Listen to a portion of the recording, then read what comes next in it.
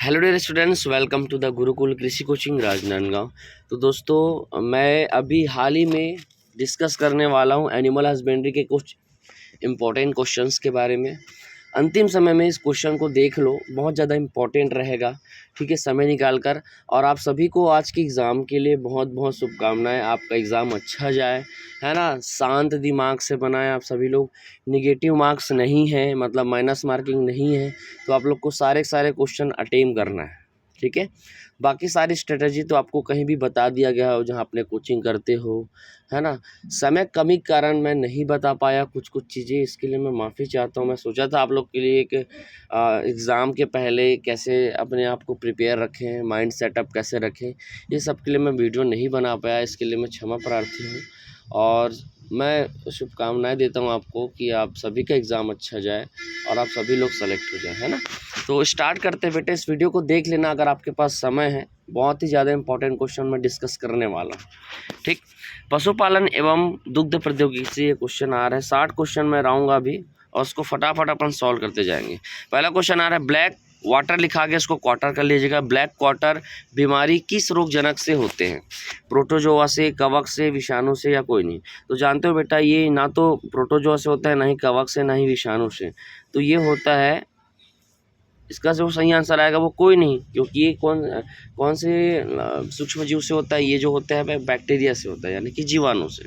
ठीक है, कौन से जीवाणु से होता है आप लोग मुझे कमेंट बॉक्स में बता दीजिएगा। ठीक है, नेक्स्ट, गर्बर विधि में वसा परीक्षण के लिए निम्न अम्ल का उपयोग किया जाता है। गर्बर विधि का प्रयोग किस लिए करते हैं? वसा परीक्षण करने के लिए, वसा को ज्ञात करने के लिए। अब उसमें कौन सा अम्ल यूज़ करते हैं भाई? तो उसमें करते हैं सल्फ्यूरिक अम्ल, H2SO4। अगर उसकी मात्रा पूछा तो 10 ml बता दीजिएगा। अगर उसका अपेक्षित घनत्व पूछे तो 1.82 बता दीजिएगा, है ना। मात्रा पूछे तो 10 ml और उसके अपेक्षित घनत्व पूछे तो 1.82। ठीक, नेक्स्ट, भाई बहन का संगम प्रजनन कहलाता है। यानी कि भाई, सगा भाई और सगी बहन के बीच में अगर मैं क्रॉस कराऊं तो क्या कहलाएगा? वो अंतर्वंश प्रजनन, समप्रजनन, बहिसंकरण या क्रमोन्नति। तो इसका जो सही आंसर होगा वो बेटा वो क्या होगा? वो होगा समप्रजनन। क्या होगा? समप्रजनन। अगर चचेरा भाई चचेरी बहन कर देता तो क्या आता? वहीं पर अंतर्वंश आता है। ओके, नेक्स्ट क्वेश्चन की ओर चलते हैं। खुरपका मुंहपका रोग में मुंह धोने हेतु फुट बाथ में क्या चीज़ काम में लिया जाता है? तो उसके लिए लिया जाता है बेटा नीला थोथा, लाल दवा, जिसको क्या बोलते हैं? नीला थोथा या लाल दवा। नेक्स्ट क्वेश्चन की ओर चलते हैं। थैलेला रोग का कारक क्या है?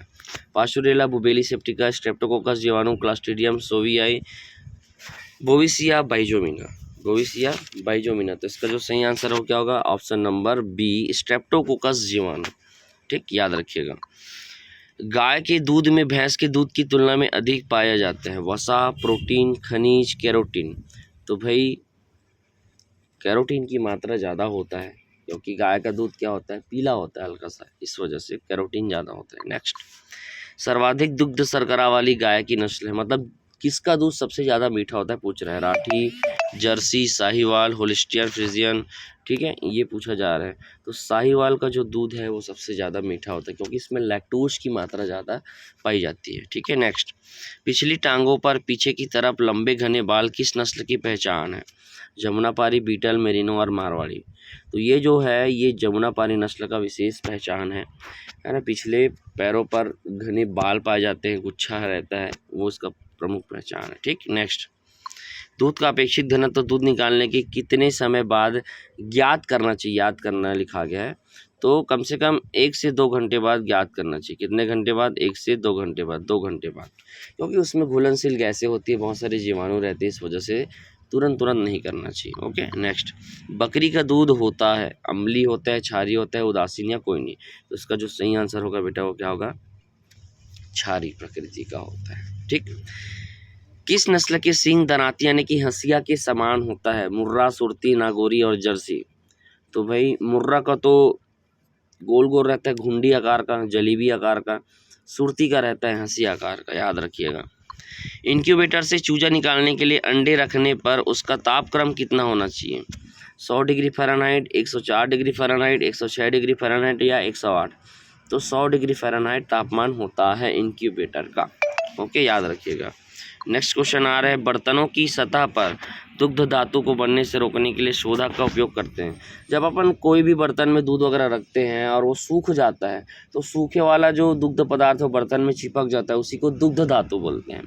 तो उसी को निकालने के लिए क्या यूज़ करते हैं बेटा, उसी को निकालने के लिए अपन यूज़ करते हैं अम्लीय शोधक। क्या यूज़ करते हैं, अम्लीय शोधक। ओके नेक्स्ट, कृत्रिम गर्भाधान के लिए वीर्य की कितनी मात्रा लेते हैं, 1 ml, 2 ml, 3 ml, 7 ml। तो 1 ml पर्याप्त रहता है। ठीक है, कितना रहता है, 1 ml पर्याप्त रहता है। अगर गाय भैंस में पूछा जाए तो 0.25 ml भी काफ़ी रहता है। अगर भेड़ बकरी के लिए बात करेंगे तो 0.1 ml भी काफ़ी रहता है, बट 1 ml लेना चाहिए। ठीक, नेक्स्ट, दूध से दही बनाने के लिए दूध को उबालकर कितने डिग्री सेल्सियस पर रखा जाता है। उबालने के बाद कितने डिग्री सेल्सियस पर उसको ठंडा करने के लिए रखते हैं, तो 21 degree Celsius. Okay, next question की ओर चलते हैं। मुर्गी का श्वसन तंत्र एवं तंत्रिका तंत्र किस रोग में प्रभावित होता है। इसको आप लोग जानते हो कि भाई रानीखेत जो है श्वसन तंत्र, तंत्रिका तंत्र और पाचन तंत्र तीनों को प्रभावित करता है, तो रानीखेत रोग में। ओके नेक्स्ट, पशुओं में गर्भित होने पर कितने दिनों बाद गर्भ की पुष्टि करनी चाहिए। 2 माह, 3 माह, 4 माह, 5 माह। तो भाई गर्भ की पुष्टि कब करना चाहिए, 2 माह तक अपन को क्या कर लेना चाहिए, पुष्टि कर लेना चाहिए। याद रखिएगा, 157 नंबर का क्वेश्चन इंपॉर्टेंट है। ठीक है, नेक्स्ट क्वेश्चन की ओर चलते हैं बेटा। चलिए नेक्स्ट क्वेश्चन हमारे पास आ रहे हैं। ब्रूडर घर में अधिक नमी होने पर कौन से रोग की संभावना होता है। ठीक है, कौन सा रोग का, तो खूनी दस्त, जिसको अपन क्या बोलते हैं, कॉक्सिडियोसिस रोग बोलते हैं ना, याद रखिएगा। और यही केज सिस्टम में नहीं पाया जाता क्योंकि वहाँ पर सूखा वातावरण रहता है। भारत का वर्तमान में दुग्ध उत्पादन क्या है। भारत का वर्तमान में दुग्ध उत्पादन कितना है, 210 मिलियन टन है। अगर ये ज़्यादा आ जाता है 210 से ऑप्शन में, तो आप लोग उसको भी करेक्ट कर सकते हो। ठीक है, याद रखिएगा। नेक्स्ट है, गाय की सींग पर प्रथम छल्ला कितनी वर्ष पर बनता है। तो आप लोग जानते हो 2 वर्ष तक तो बिल्कुल एकदम कुछ नहीं आ रहता है। तीसरे वर्ष में पहला छल्ला आता है, तो 3 वर्ष में, इसके बाद हर एक साल में एक एक छल्ला निकलते जाता है। ठीक, नेक्स्ट, मुर्गियों में व्यापारिक दृष्टि से सबसे उत्तम किस्म का मांस प्राप्त होता है। व्यापारिक दृष्टि से सबसे उत्तम किस्म का मांस red island, white leghorn, Plymouth rock या कड़कनाथ, किससे प्राप्त होता है भाई। ठीक है, देख लेते हैं किससे प्राप्त होता है। तो ये जो प्राप्त होता है बेटा, प्लाईमाउथ रॉक इसके लिए फेमस है। कौन, प्लाईमाउथ रॉक, याद रखिएगा। नेक्स्ट क्वेश्चन की ओर चलते हैं। छोटे बछड़े को खीस नहीं मिलने की स्थिति में कौन सी औषधि पिलाई जाती है। कौन सी औषधि पिलाई जाती है, तो वो पिलाई जाती है बेटा अरंडी का तेल। क्या पिलाया जाता है, अरंडी का तेल पिलाया जाता है। ओके, याद रखिएगा। नेक्स्ट क्वेश्चन की ओर चलते हैं। जेर ना पड़ने का कारण है पशु की अधिक आयु, संक्रामक गर्भपात, गर्भाशय मांसपेशियों का कमजोर हो जाना या कोई नहीं। तो भाई जब गर्भाशय की मांसपेशी का कमजोर हो जाती है तो जेर नहीं गिरता है। नॉर्मली 6 से 8 घंटे में जेर को गिर जाना चाहिए। ये भी क्वेश्चन आता है, कितने घंटे, 6 से 8। हाइड्रोमीटर के सिद्धांत पर कार्य करने वाला उपकरण है।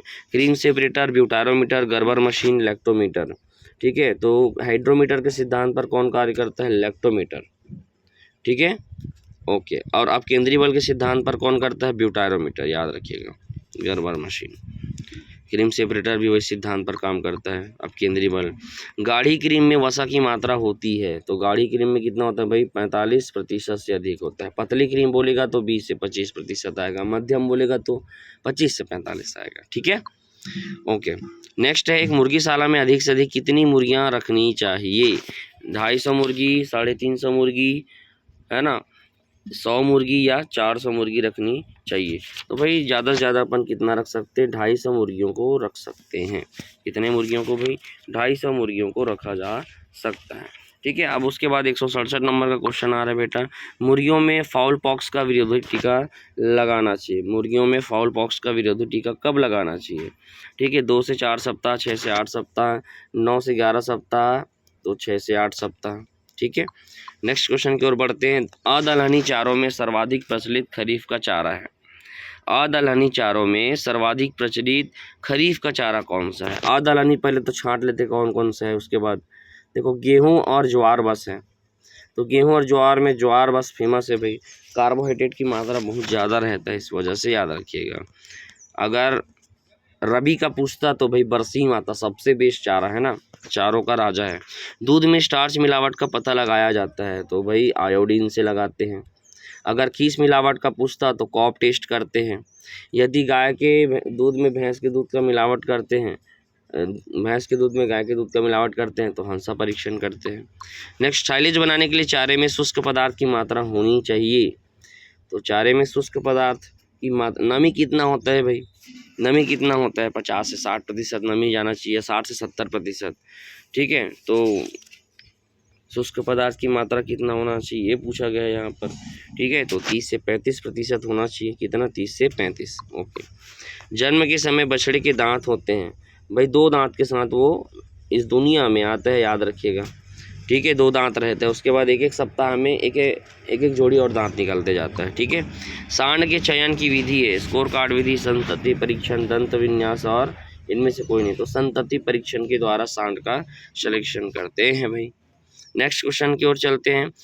पोस्टीरियर पिट्यूटरी ग्रंथि से कौन सा हार्मोन निकलता है? मोस्ट इंपॉर्टेंट क्वेश्चन बेटा, ये निकलता है बेटा ऑक्सीटोसिन हार्मोन। इसी के कारण दूध का स्त्राव होता है, 5 से 7 मिनट तक इसका स्त्राव होता रहता है।